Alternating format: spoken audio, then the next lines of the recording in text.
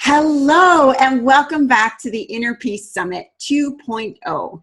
Keep your head on, your heart open, and your bleep together. My name is Leduc and I am the host of this series, and I want to welcome you so much for coming today. Now, just before we jump right in, I want to let you know that sometimes talk gets really real, if you know what I'm saying. So if you have any little ones around, you may want to pop in your earbuds or put them in another room, or just roll with it if you feel they're okay to hear everything. So today my guest is my dear friend, Anaiya Sophia. Welcome, Anaiya. Thank you so much. Oh, good to see you. So I met Anaiya, probably 5 years ago, I think, in Ireland. I did an amazing weekend workshop with her. It just tore down layers inside me. She spoke about sacred sexuality, divine femininity, the sacred masculine. This woman speaks on so many things. She is wise beyond her very young years. So I am so pleased to have her here. Welcome, Anaiya. Thank you so much, Tara. Wow, what an intro. What an intro. Yeah, I remember that meeting myself. It was cosmic and it was so intimate. Mm-hmm. I just loved you from the very beginning. A pure dart went from my heart to yours. Oh, yeah. Thank you. I received that fully. Thank you very much. So would you like to perhaps expand on your intro? I've told them why I love you, but why don't you explain about the work that you do in the world? Well, I would say what I feel in my heart, seriously and completely, is that not just me, but there are many of us literally picking up where Mary Magdalene left behind, literally picking up that same quality of being, that same mystery, that same gorgeous sharing with men, women, children, and animals, and simply knowing in their absolute souls and hearts that they are to keep the continuum alive. And that's what I often say to people who ask, what is it you do? Well, it's exactly the same that Mary Magdalene was doing. Yeah. Okay, so Mary is, I think, a misunderstood soul. Why don't you talk a little bit about your belief of who she was and what she did, and how that leads into your work? Yeah, I'd love to. Well, to me, Mary Magdalene is a holy and erotic embodiment of gorgeous, sacred femininity. A femininity that does not compare and contrast. In her company, you're not jealous or threatened by her outrageous beauty. You are included and warmly welcomed to simply be with her and catch fire with what she is. So that's my Mary Magdalene. This is not some repentant prostitute or some lady that just happened to be hanging around Jesus. This is a rich and wise and gorgeous feminine representation of that Christ light. That's who I'm talking about. Beautiful. So the Christ light shining through the feminine form. Absolutely. In a reachable and non-exclusive way. So this is not some lady you can't aspire to stand alongside. She's saying, yes, come. Beautiful. Yeah. Okay, so I remember in Ireland, very religious place, there were mostly ladies who were Catholic. Yes. And this can be a challenging concept if you've been raised in a certain way. Do you want to just talk a little bit about any I don't know if this feels weird, if this feels uncomfortable, if this feels too maverick. Could you address that a little bit? Yeah, I think in Ireland, got to remember my father's also Irish and a Catholic, so I have been primed and ready for this kind of possible response. Mm-hmm. Maybe the older generation may hold that stance still today, but the ones like us in our generation, they know. Because for me, Mary Magdalene isn't a lady that lived only 2,000 years ago. Mm-hmm. She has a mystic quality, and that quality is right with us right now. Like between the conversation that myself and Tara we're having right now, and the younger generation, we feel this. Mm-hmm. And what I'm noticing, it's finally that kind of being is allowed to come to life around us, surrounding us. So it's not at all difficult to bring over this version of Mary to what we say, you know, with the eyes to see and the ears to hear. Yeah. And her frequency is so in the room, you cannot deny that love and golden celebratory energy that's in the room.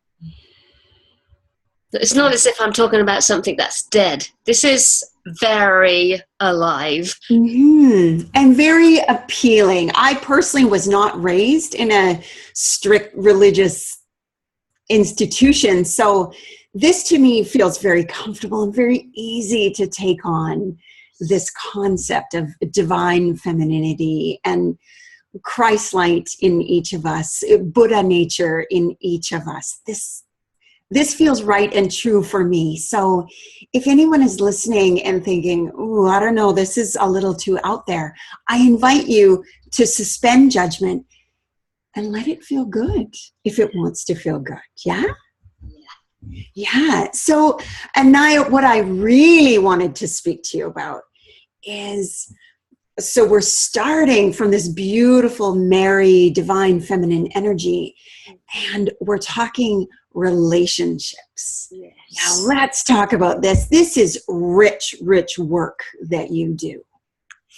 Well, my deepest interest is sexuality and relationships, and how this is the most perfect container to truly open all the way up to our divine nature or our sacred nature. If the two beings involved are saying yes to that level of alchemy. So to me, relationship is not about stasis or static or non-growth or shutting down or withdrawing, which of course, if we look to the old paradigm, that is exactly what we're going to be seeing. This wonderful hormonal honeymoon period gets us in, but then once we're in, then comes the slow demise. But what I'm saying is, yes, the slow demise may well show itself, but let's use this as a teaching tool. Let's show up like we would have done in the ashram with the guru. Let's become as humble as possible and allow this alchemy to take us on a very deep and wild journey. Because the two people can absolutely take each other to the lap of God, or the kingdom, queen, and whatever we want to call it. Yeah. Wow. Okay. You covered a lot of stuff. So you started by saying that in relationship, we have a natural honeymoon period. I think that is self-evident to most of us. Yes. And then a natural slow demise. Do you want to expand on that a tiny bit? Yes. So let's just say we enter the honeymoon period. Love is present. Celebration is present. Trust is on the horizon. So these are similar energies to what we felt when we first came into this world, if we were lucky. So that love, that trust, that safety. So the body responds and says, oh, I remember the last time I felt this, I was 3 years old. And so it's a natural, we got to remember, this is a natural process. And so deep emotions, deep sensations will start to rise to the surface. Now, if we've opted for slow demise, we will harden and contract against these emotions, and we will start to barricade ourselves up again, withdrawing, becoming tight, don't go there, don't touch that place inside of me. But if we're conscious and we want the raw and wild alchemical ride, we will simply open and give more space to what's arising, and simply allow the healing process of love, trust, and safety to just caress and wipe clean these emotions. But it takes two. And it takes a lot of humility. Because you were using the word simply. And I thought, oh, that sounds nice. And my experience is, in all fairness, to rail against this and to protect myself and to stay tight. Yeah. So how to get to this expansive state? Talk about that.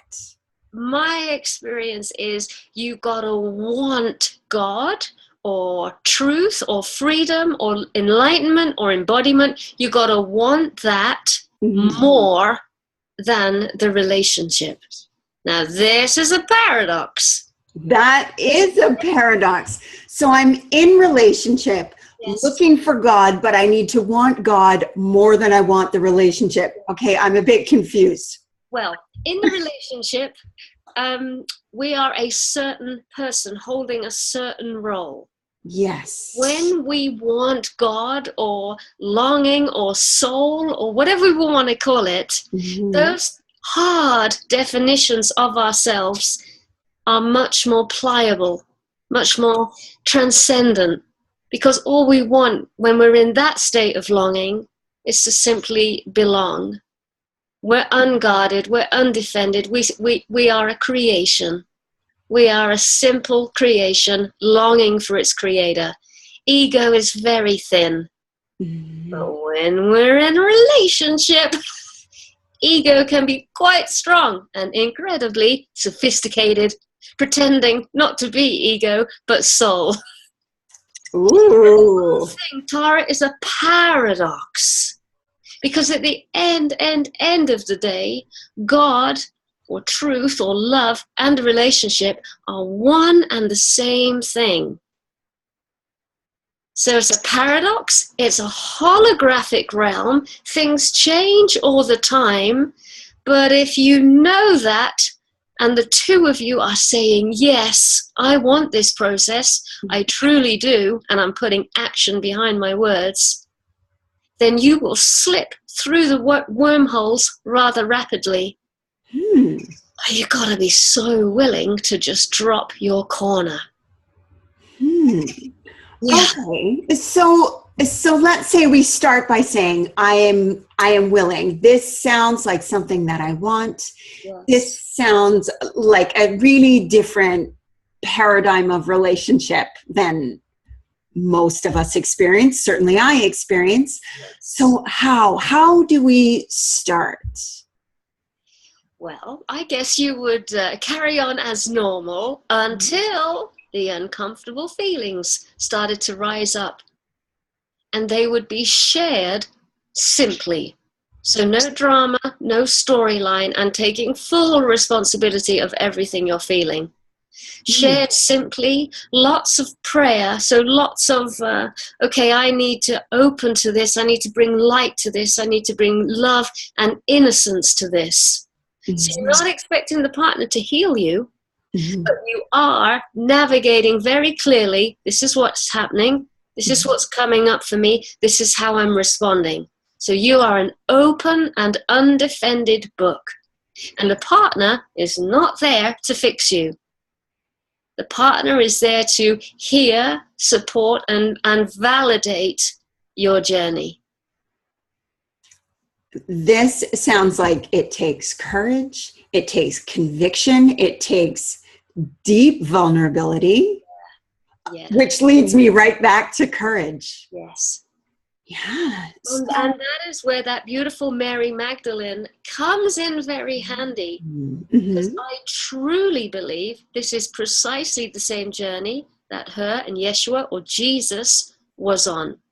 I do not see these two as divine and perfect beings. I believe they were just like us. Mm-hmm. They had, absolutely they had a calling, and absolutely they were connected to a awesome, palpable radiance of truth, of God, of innocence. And, you know, like me and you, if it happened to us, we'd be wanting to tell the world about it. So to me, these beings are not out of reach. And their presence is a sanctuary, a refuge for others who want to go on that deepening journey through relationship rather than through spiritual coach or spiritual teacher or therapist. There's many ways to get to God, but we must realize that relationship is absolutely one of them. And in my personal opinion, the fastest and the most direct. But it means no defenses. Wow. Okay, so I want to repeat that back. You said there are many, many paths to God, but relationship is the fastest. Yes, I would agree with that. Well, I would, because we just said it. Yeah. Yes, you do believe it because you just said it. Okay, so what keeps coming up for me is, and then what happens when I get hurt? What happens when you get hurt? You can go two ways. You can delicately open this to yourself, as yourself, or to your partner, literally exposing it. This is me. This is how I used to feel when I was 5. I'm 45 now, and it's the same feeling. No veil. This is how it is. Or this is my anger. This is my jealousy. This is how it is. So you can just do that as a one in that sacred partnering. Or, and now this is where really intense work and growth can happen. Mm-hmm. You open yourself in vulnerability, and then you would say, and can we make love now? Now this is radical, because the action, the physical joining together of the two bodies and the hearts and the soul is the healing apparatus and force that can clear those wounds. But as we know, that is the last thing we want to do. The last thing. And this is where we do a 180-degree turn, and we turn and face the most intimate act in our most vulnerable and uncomfortable sensations. Tara, I really say try it and see for yourself the tremendous healing power that's in your body.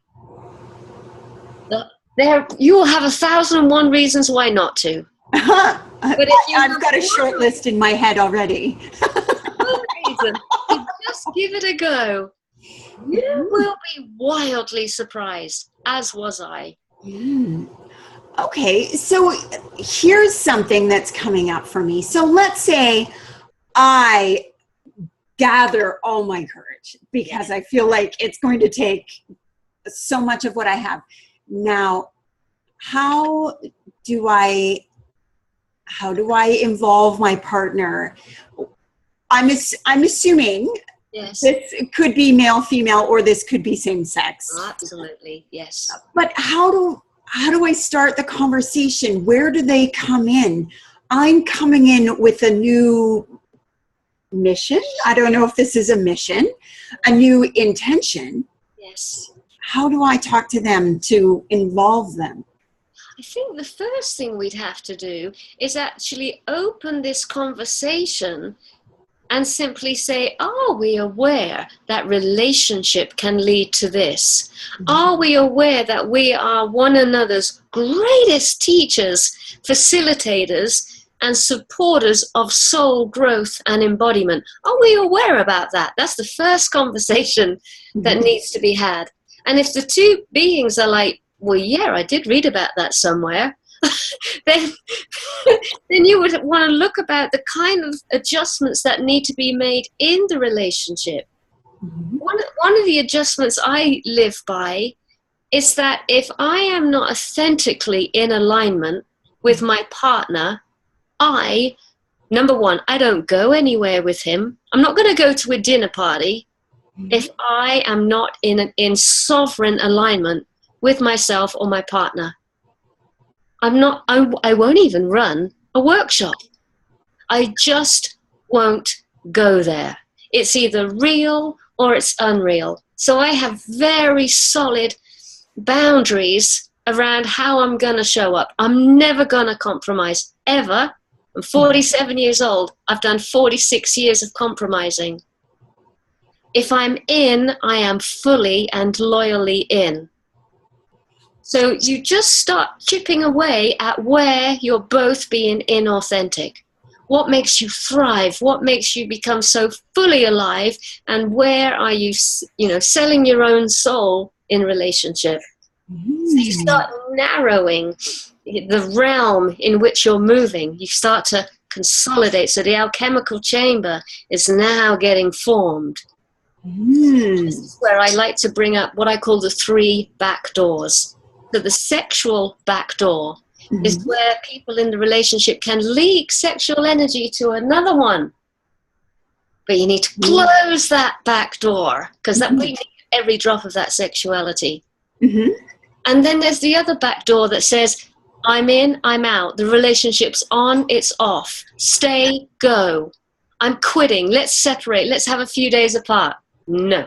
We've got to close that back door too. That's another escape route. And then the other one is what I call transparent truth-telling.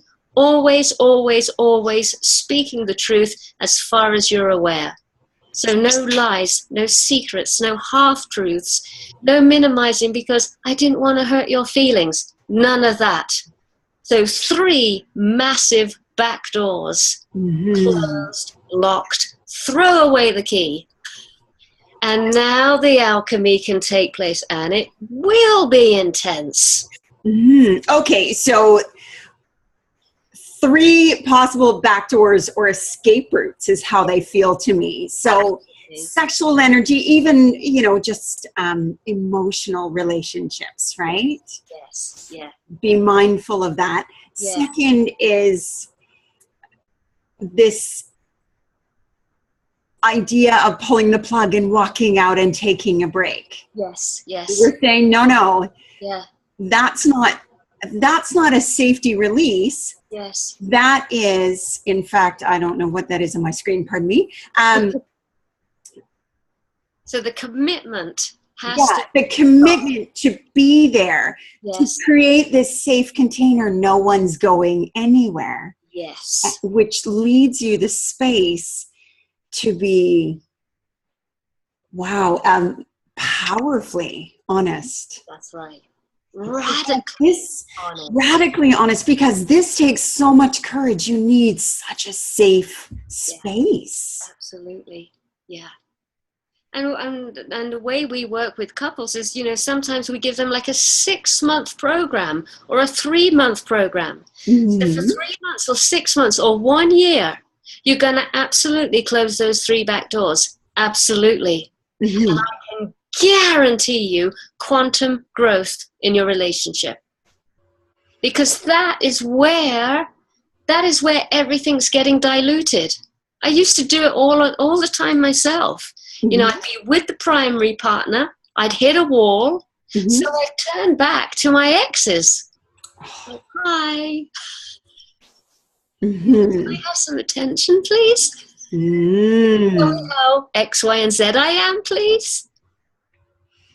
But with that possibility now not possible, there's nowhere left to go but to feel the uncomfortable sensations. And then to report back with great innocence and openness of just how deep and shitty you went. Ooh. Oh, yeah.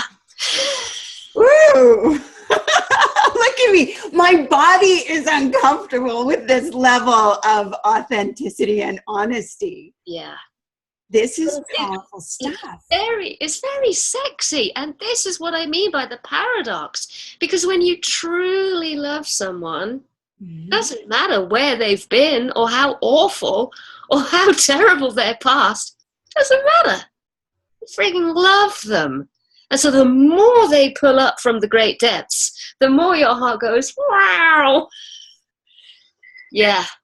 Oh, so the more you're willing to risk, the more you're willing to open, the greater the potential reward. Absolutely. Yes. But I'm feeling some nerves about, okay, if I can trust myself to do this, can I trust my partner? Yeah.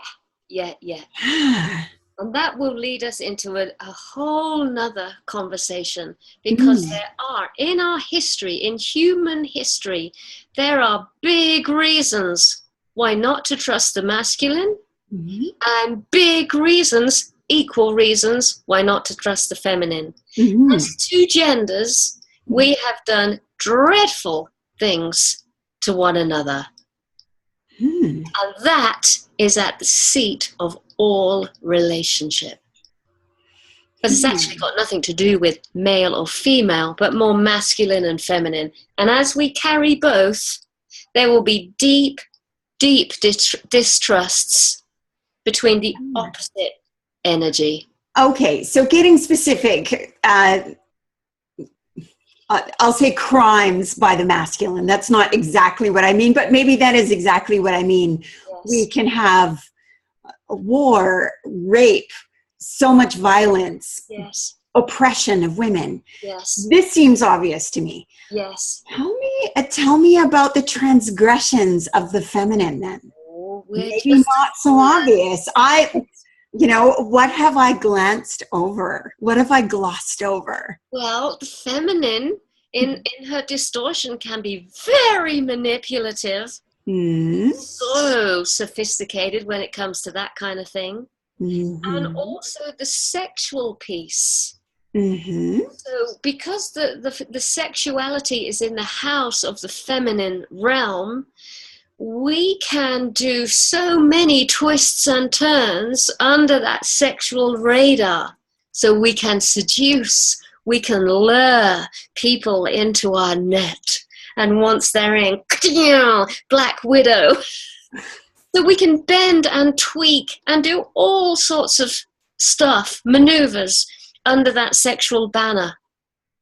Men actually, when it comes to sexuality, it's very direct. You know if a man likes you, it's direct.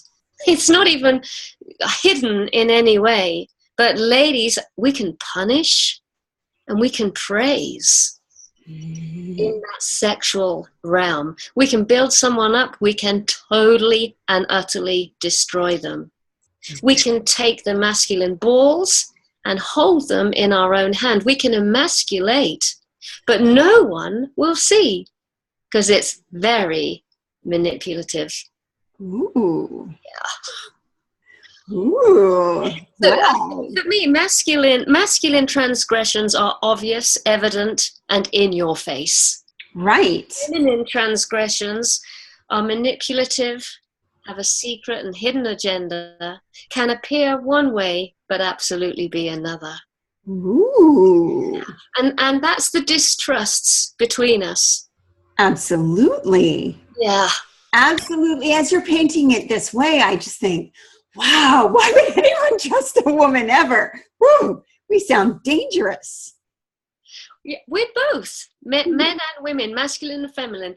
We can destroy. We can both destroy each other. Easy peasy. And we can totally elevate, uphold, and raise one another's game to the highest of high. And I believe that is what the new paradigm is saying. It's saying many things, but it's definitely saying to the masculine and the feminine principles, are you going to play ball? Because if you are, carry on existing. But if you're going to just keep on hammering and destroying one another and shutting each other down and repressing and suppressing, then let's just call it quits. Mm. Because relationship as it stands, simply, it can't get any more. It's fallen. It's fallen to its lowest ebb. It is now, was a non-growth, non-loving, non-trusting environment. Mm-hmm. It was simply a hellish realm of stagnation. It has to transform.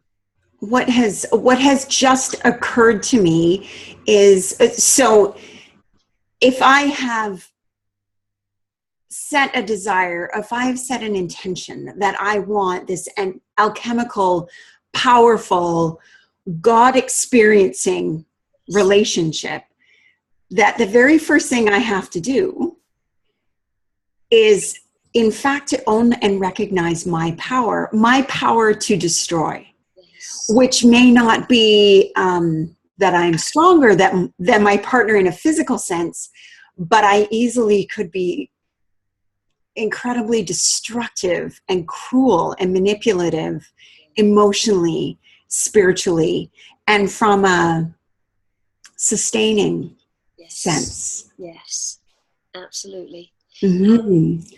So I'm noticing that I had a story about being a victim. I'm small, I'm weak.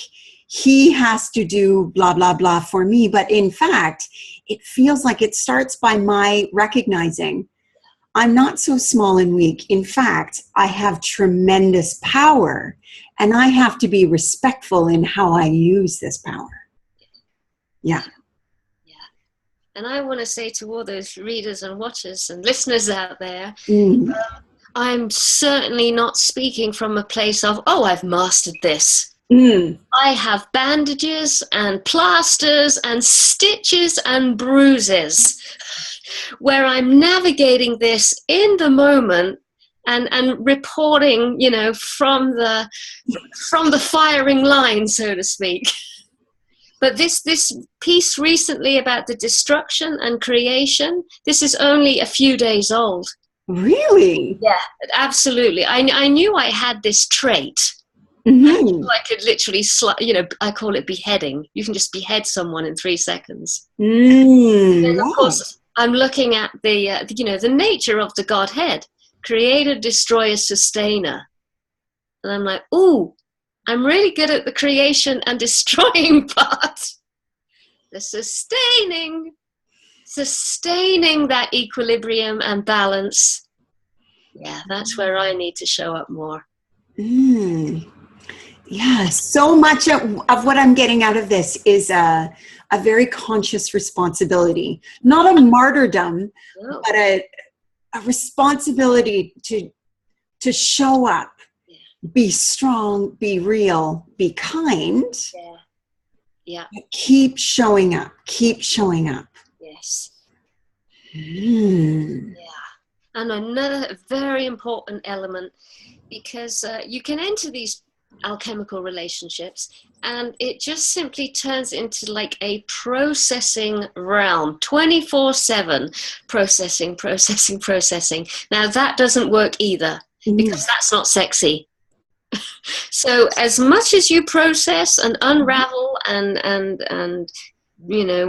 undress emotionally before your partner, make sure you balance that with joy, happiness, spontaneity, and play.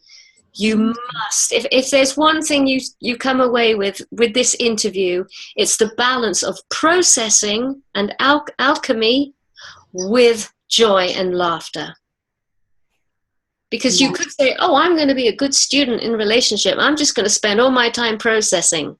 Well, you are never going to reach the bedroom in that. No way. The two don't go together. Yeah. You've got to keep it spicy. You've got to keep it exciting. So even as you dematerialize before your partner's eyes, have fun whilst doing it. Ha! Wow, well, that's a trick. It is. Yeah.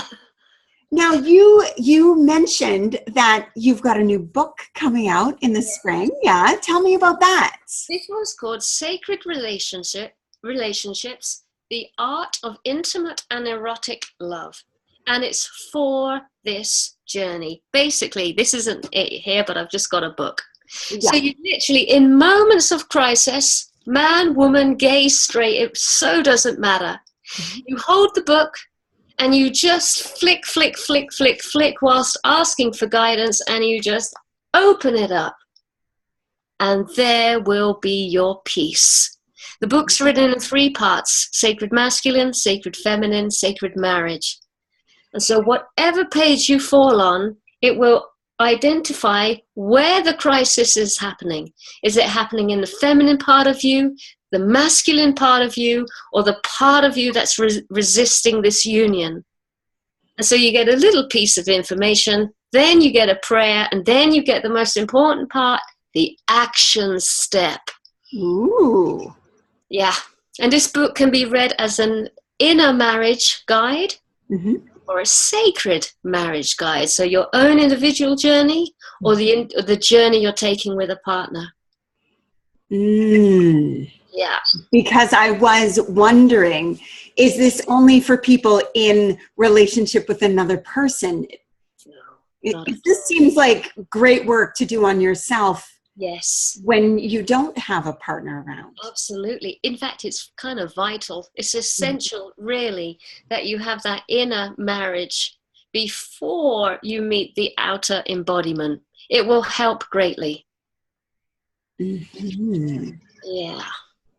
Now, as a mystic, you probably have come into this sometimes, but certainly I've seen a lot of women who are embarking on a deeper and deeper spiritual journey, and our partners maybe are lagging behind a bit. Yes, yes. How do you address that?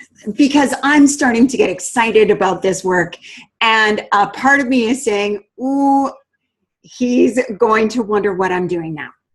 Well, what is wonderful now, that was my number one conversation and contemplation with myself.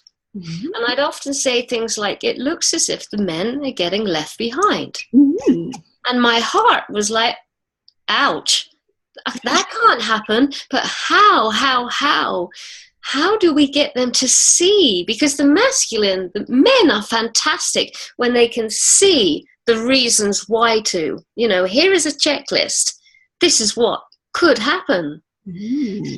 But until they know that, and until they know the new model of relationship and what it can do for them, open them up, make them more creative, more abundant, definitely more happy, definitely more peaceful, then they're going to go for it. But that was my own contemplation. Luckily, thank you, God, just over a year ago, I met this beloved man that I'm with, Pete. So he is now, whenever I'm working with the ladies, he is working with the men. He is bringing this radical map or navigatory tool to the men and saying, guys, you simply can you just at least look at this?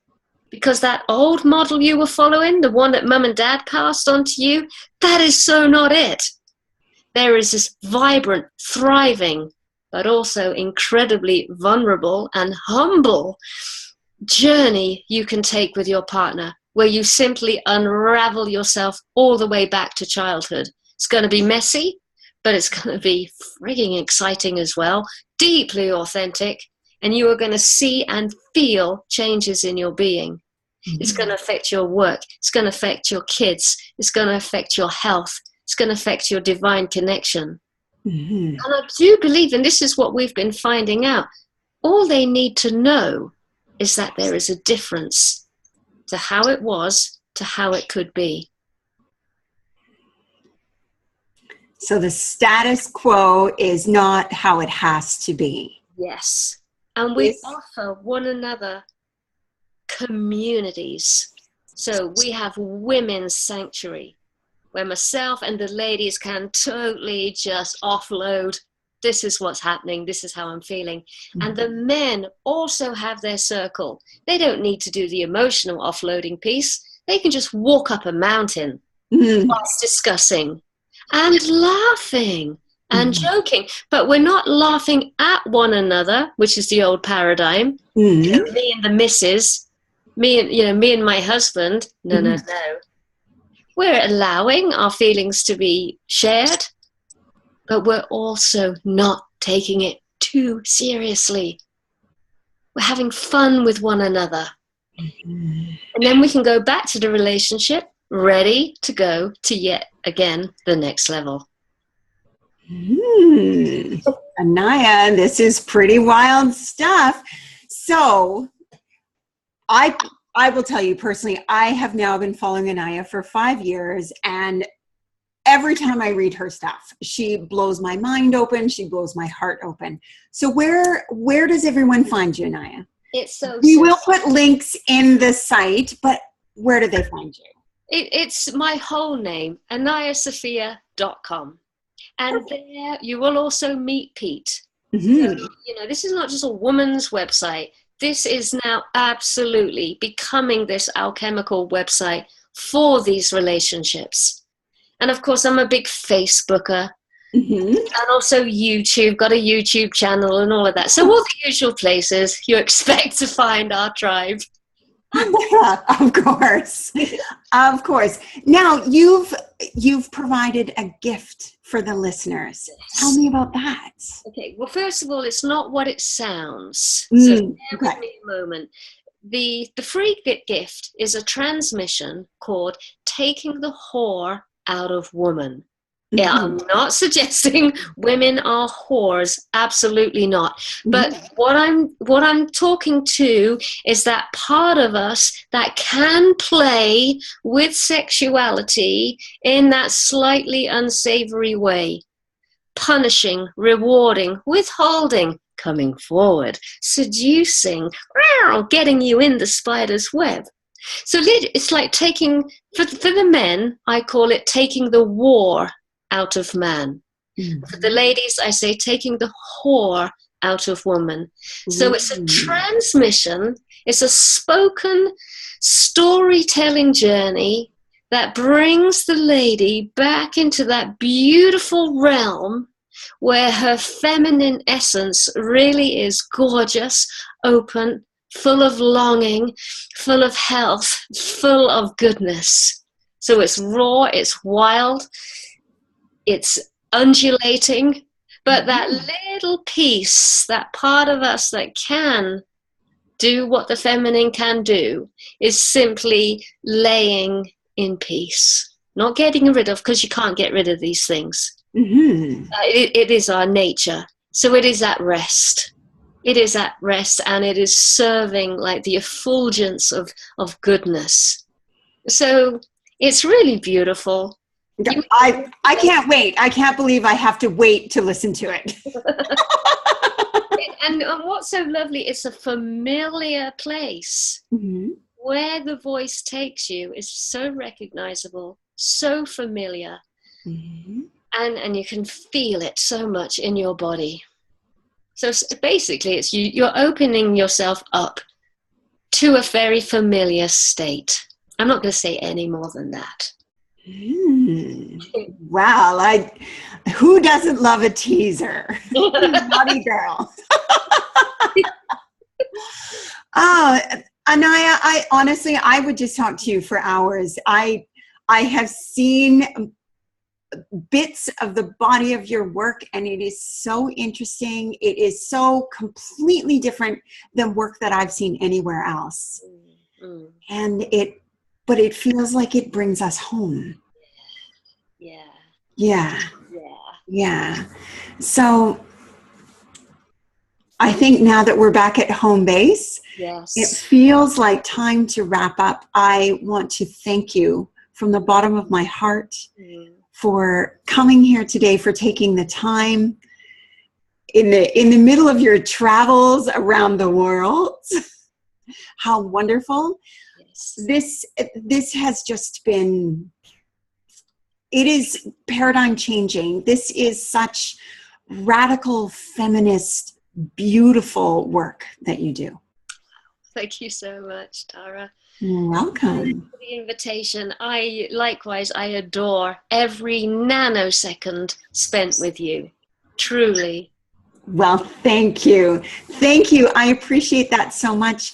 And for everyone who's been listening today, I invite you to reach out in the Facebook group and talk about what you heard, how your mind was bent, any questions you may have, because I feel like things could come up.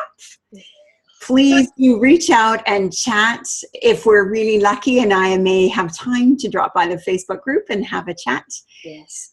But I wish you all the best. Thank you so much for joining us today at the Inner Peace Summit 2.0, the place to keep your head on, your heart open, and your bleep together. Today focused on relationships, both with your partner and with yourself. My name is Tara Leduc.